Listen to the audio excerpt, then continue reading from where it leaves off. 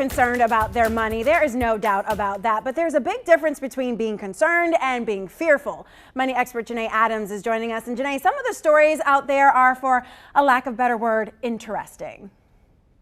Definitely that. Over the last couple of weeks, there have been a lot of the sky is falling type of stories. And these stories have been spread through social media. You've had the whole China and Russia and other countries banding together to weaken the dollar. Then you have the one about that the United States is going cashless and creating their own digital currency. I just want to talk about each one of these and just why you need to really get your focus back. Yeah, and you start doing that by thinking about what's important.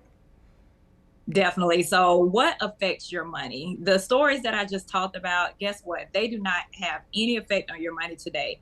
But there is something out there that is taking a lot of your money, even stealing your money. And that is gas companies. Gas prices are very high right now. And the oil companies are not following the rule of demand when it comes to demand and supply. And so it's getting to the point that you don't need to pay attention to these stories that are ridiculous and find a way to actually report these gas stations by reaching out to your state attorney general. Some of these stories don't even make sense. They do not make sense. And so you have to be careful before you share it and ask yourself, does this even make sense? For example, the one about the United States going cashless and being a digital currency. And just understand that the United States has been digital for decades. Do you get your check handed to you, or does it be deposited electronically?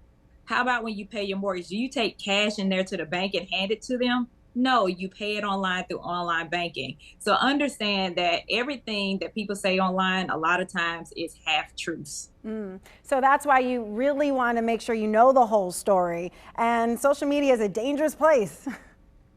It is when it comes to stories like this because of the half truths. Silicon Valley Bank had $210 in assets and collapsed in 2 days.